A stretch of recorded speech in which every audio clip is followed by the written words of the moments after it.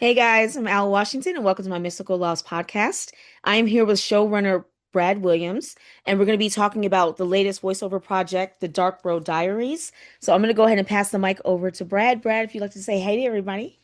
Hey, everybody. And hey, Al, thank you very much for having me. Oh, you're very welcome. Okay, guys, so let's go ahead and get right into it. So, Brad, what inspired you and your team to create the Road Diaries? And again, congratulations for your first one. I know you won an award for that. What inspired you though for this one? So, a few years ago, there was a 48-hour audio drama competition called Phonic Fiction Fest. The overall theme was horror, and you were given a subgenre of horror within right before the 48-hour clock started. So, I was Okay. hoping I had my fingers crossed for horror comedy because I'm a comedy writer at heart, and we Right. did get horror comedy. And as I was going through writing the script, which I wrote the script in about 3 hours, Uh-huh. I figured that uh, the more I thought about it, the more I was writing it like a pilot. And I thought to myself, well, why not lean into that and really write it like a pilot? One of the people on the team came up with a really solid ending that served that. And, it was a lot of fun. And I thought that the first episode really did serve well as a pilot, but also the concept really felt like it had legs. That Okay. it's a not really an anthology, but kind of a X-Files style monster of the week thing, but with a really strong comedy through line. And Okay. so, in terms of inspiration for the story, the main source of inspiration for the story itself in that pilot was John Carpenter's Prince of Darkness, which is one of my favorite John Carpenter movies. So I Uh, kind of cribbed a few notes from John Carpenter in terms of the overall plot of that first episode, and worked that into something else and made it a little bit a little bit wacky. Interesting. Okay, right. So I have not seen that one with John Carpenter. Only one, a famous one I know is the Halloween. And Mhm. also he did you see Body Bags? That came out like in the early 90s, like No, I don't think I 1993. saw that one. He's the my favorite ones of his are Prince of Darkness, obviously, but Okay. also uh, Big Trouble in Little China is definitely one of my favorites, and that has a pretty strong humor through line too. So John Carpenter can definitely make you laugh when he wants to. Absolutely. Yeah, I definitely hear that. Yeah, the first Halloween was very good. The other ones I'm Mhm. not. Anyway, two Kingdom Hearts. I definitely like the Halloween. But if you have a minute, if you love John Carpenter, I definitely need to check out the Prince of Darkness. Body Bags is good. He does like the narrator. It's like a 90-minute movie with it's kind of like Tales from the Crypts. I mean, he's like the narrator. So he has like three or four different stories, like short stories in the movie. In movies called short, excuse me, anthology movie, obviously horror. It's called Body Bags. So yeah, definitely one of my favorite. So regarding with the project, how are the casting calls going? Not giving too much away.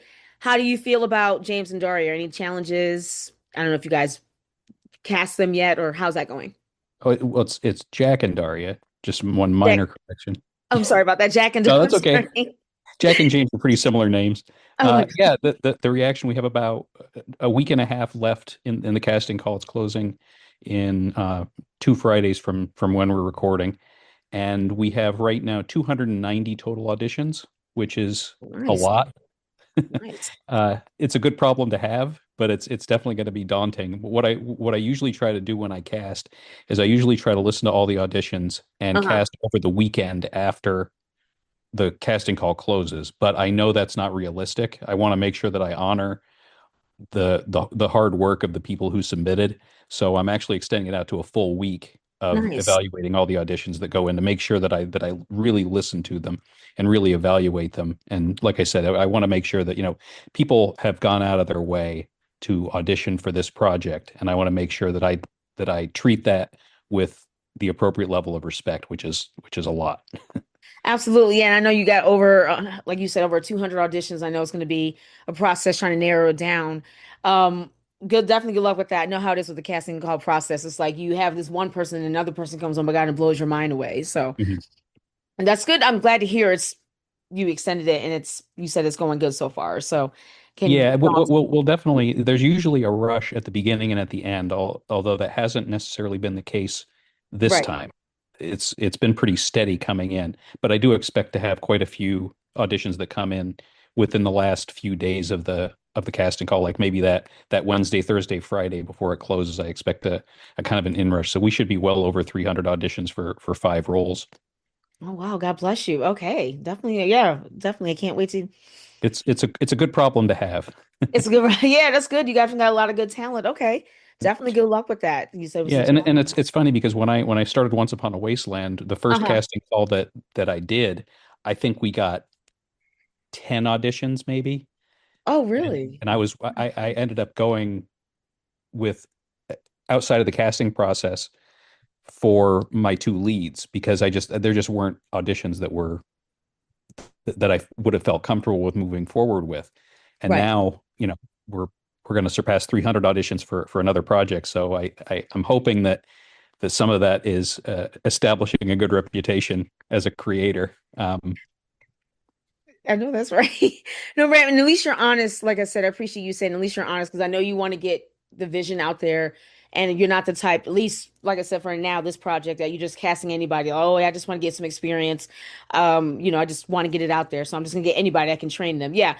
But it's still good that you're just not doing that. So if whoever was not fit for the part, that's good that you didn't just quickly cast and say, you know what? No, this isn't working, or I'm gonna Mhm. extend it, or I'm just gonna kind of I want to say postpone, but maybe delay it or like you said, extend it for, a couple of weeks or months until you get Mhm. that person that you can mold into when they have that Yeah. voice. When you hear their voice and you're like, okay, yay, nay, but yes, but I can mold them in that person. They really can, like I said, play the character, excuse me, voice the character. So yeah, Yeah, and, that's and great. and part of it too is when I write before I cast, I have a voice in my head Hmm. of what the character sounds like. So I really have to be careful to open up my mind and make sure that I'm listening to each one and thinking about how they fit and not necessarily how they fit in with the voice that plays in my head as I'm writing. So, I for both of the leads in Once Upon a Wasteland, I ended up neither character sounded quite like what I had in my head, and it worked out great.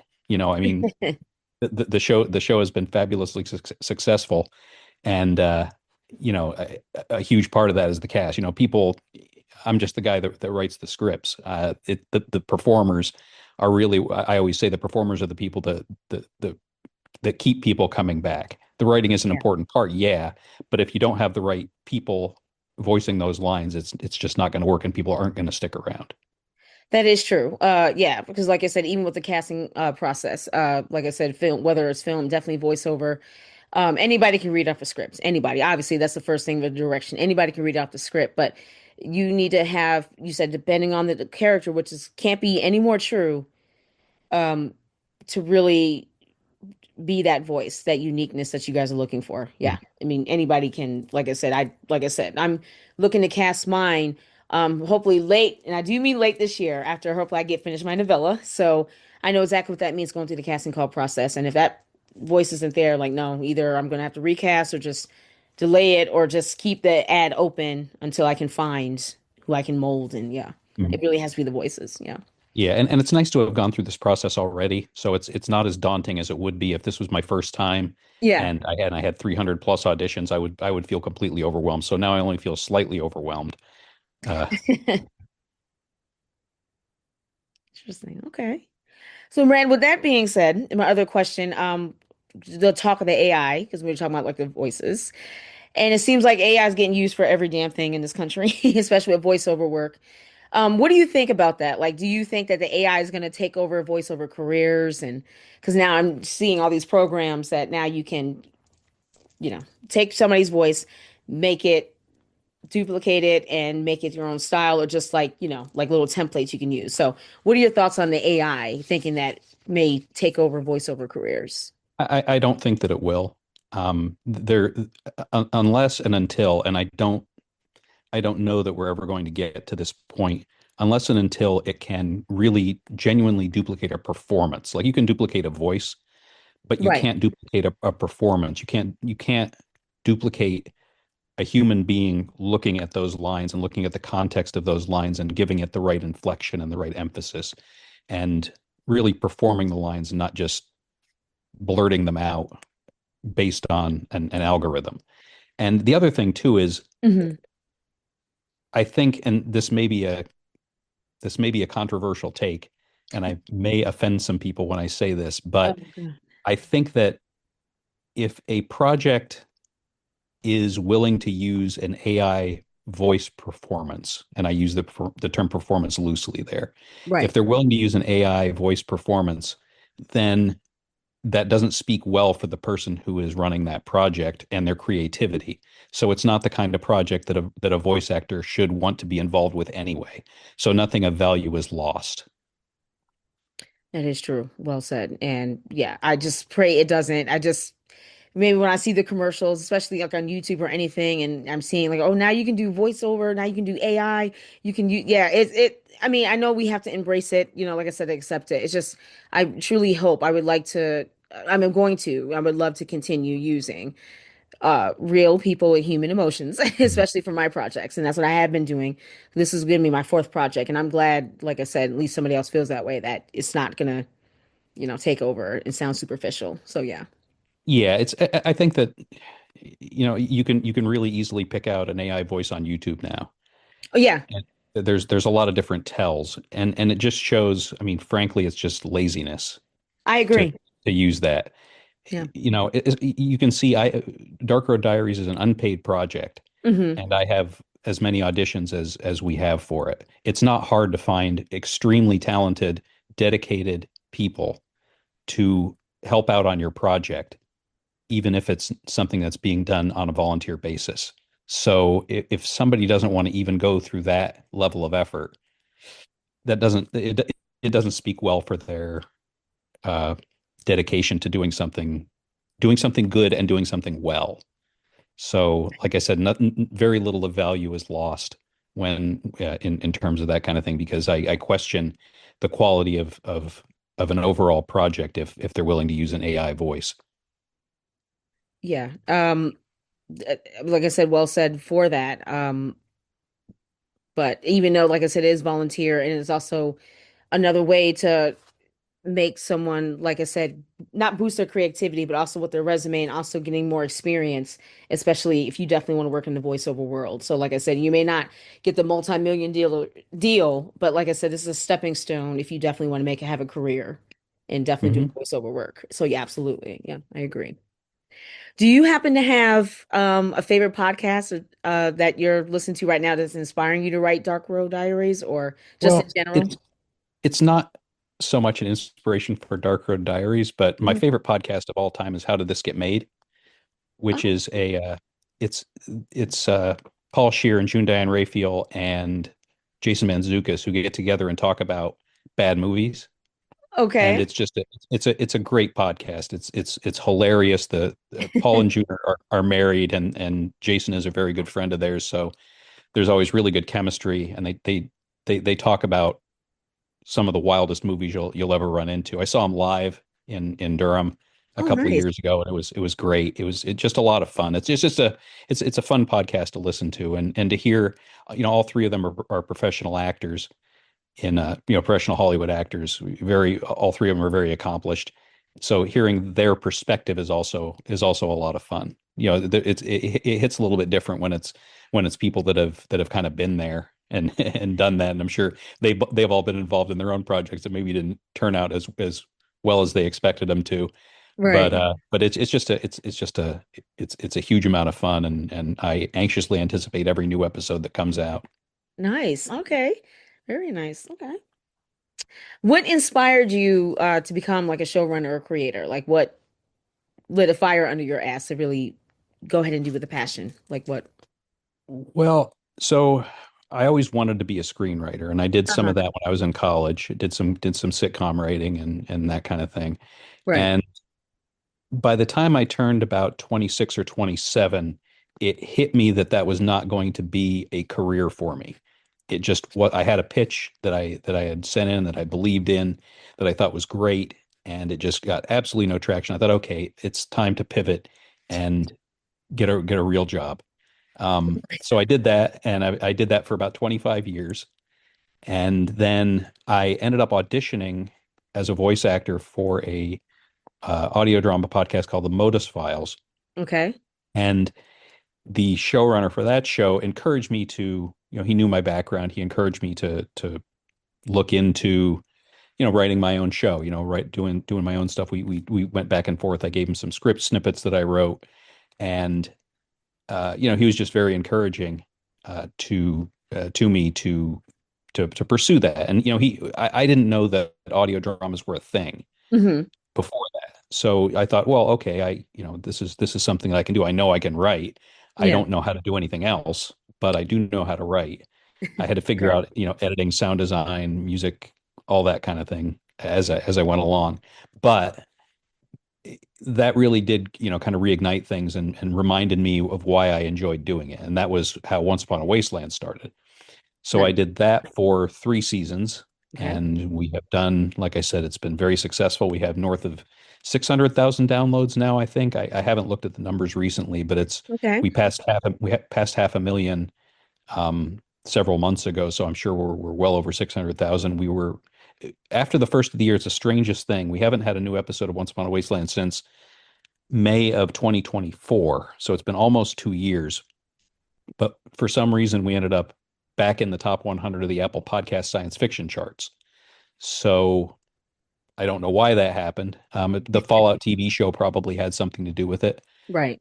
but the other Fallout podcasts haven't seen quite as much of a bump as we did. So people are listening, people are sticking around. So that's good, which has led us to consider getting the band back together and coming out with a fourth season maybe in the fall. But the process of doing that and going through it and getting into the groove and getting into a rhythm of writing, producing, putting out an episode, and which we did every 3 weeks, reminded me again of how much I enjoyed the process, not just the writing part of it, but the whole process. And then I it's not that I wanted to get away from that, but it's that I wanted to sort of prove to myself and to other people that I wasn't a one trick pony. I always joked I'm a one trick pony, but it's a pretty good trick. Right. Uh, but I do think that I have more to offer than just that one show. I don't want to be a one hit wonder. Yeah. So when Dark Road Diaries, when we did the Phonic Fiction Fest, that was when I thought to myself, okay, well, this is a good opportunity to do something different and to put that out there and to have a second show under my belt. And we'll see how it goes, but I feel pretty good about it. Very good. I'm definitely glad to hear that. And you did win an award for Once Upon a Wasteland, correct? Yeah, we won nine Yeah. Signal Awards for that in Congratulations.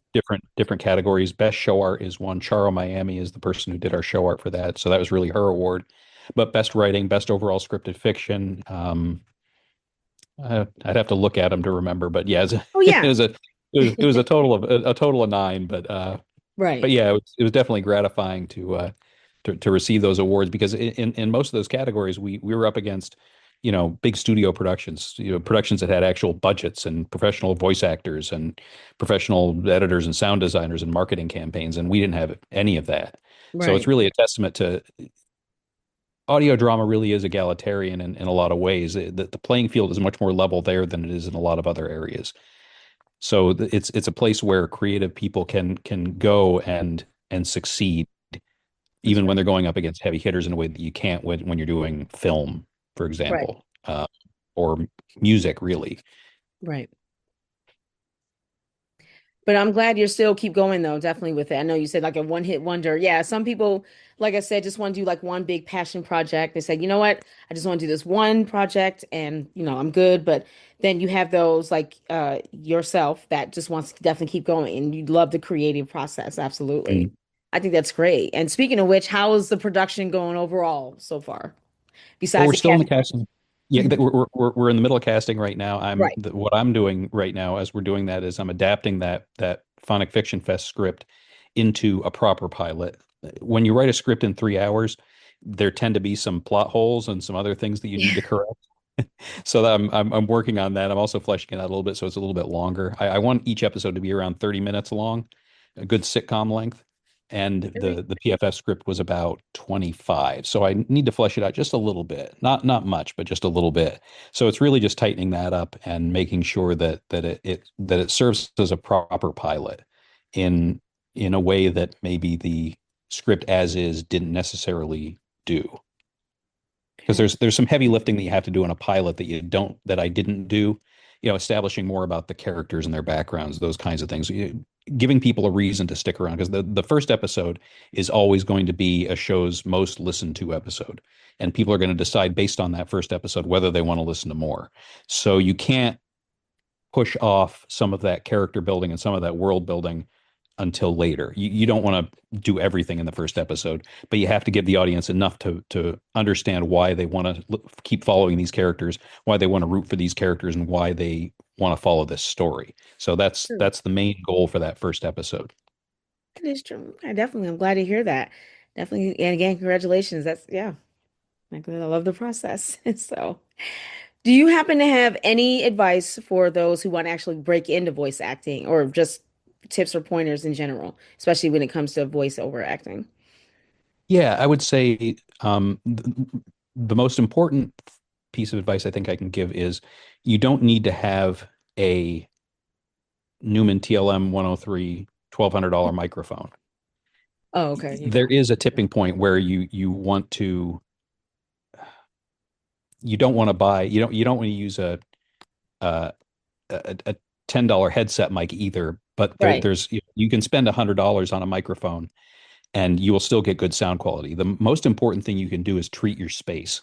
Make sure that you have something set up. It could look like a blanket fort, just something to deaden the sound around you Right. so that you don't have all kinds of crazy echoes and that kind of thing. Really treating your space is the most important thing that you can do. I think that's one thing as I listen to some of the auditions that come in, I think that's one thing that folks maybe sometimes forget. Most of the auditions that I get sound great, Okay. but occasionally you get one and it sounds like they're in a bathroom. So you don't want to sound like you're in a bathroom. Right. And you can do it. You can open up a closet door and stick the microphone in with your clothes, and that works as a sound deadening thing. I know there's professional voice actors that do that when they're on the road, when they're Right. recording from a hotel. you Oh know, my God. it, Wow. it's the kind of thing where thinking outside the box is a good thing. And the other thing I would say is find a project that speaks to you and submit.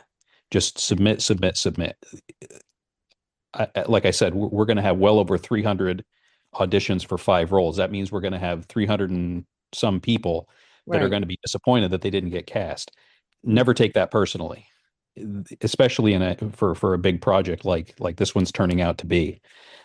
Rejection is part of the game. You will get rejected 100 more times more often than you get a role, and it's not necessarily a statement on your skill or your presentation as a voice actor. It's really just it comes down to somebody like me or somebody like my casting director listening and thinking, okay, this person is a good fit. This person isn't necessarily a good fit for this Right. particular role. It doesn't mean that you're not going to be a fit for 100 other roles out there. So it really is a matter of persistence and just keeping at it and continuing to practice. It's just Right. like getting to Carnegie Hall. Practice, man, practice. Getting better is also very important. Yeah. Being cast is not the only way to get better at being a voice actor. If you find scripts online, just read them for yourself, record it, and listen Right. back to it and think, okay, how can I do this better? Or, what do I do well here? And how can I continue to play on that? Like, hey, understanding your strengths is just as important as understanding your weaknesses so Yeah. that you can, establish yourself as a reliable voice actor in a particular way. Like maybe you can do a good news announcer voice, or maybe you can sing, or just all the kinds of things that set you apart, or the kinds of things that you can look at a particular project and go, oh, okay, I can do that. And Yeah. then working on the areas where you're maybe not as strong. It's like anything else. Your voice is an instrument, so practicing and keeping that instrument in shape is something that's also very important. I hear that. Definitely, Brad. Definitely well said. Absolutely. Well, Brett, I do want to thank you again for taking the time to come on my loft to talk about, like I said, the casting process as well as your newest project. Do you want to let everybody know where they can find you, your website, your socials? Well, let's see. The best place to follow is on Blue Sky. We don't do Twitter. Okay. Um, you can find me on Blue Sky at Reticent Duet. www.onceuponawasteland.com. You can find Dark Road Diaries on Blue Sky at darkroaddiaries.com.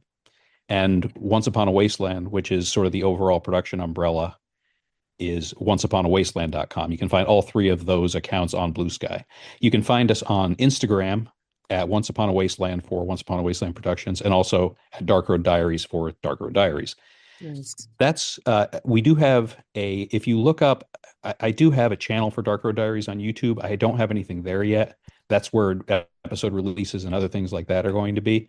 But you can look on if you look up Once Upon a Wasteland on YouTube, I'm going to have trailers and things like that there before we release anything on the official Once Upon a Wasteland channel. And we also have a Patreon. The Patreon is patreon.com/Once Upon a Wasteland. Nice. Okay. We definitely do appreciate it. Thank you very much. And hopefully you guys find the talent you need for Dark Road Diaries. So guys, make sure when it comes out, definitely check that out. So thanks again, Brad, and I will see everybody next time. Thank you. You're very welcome.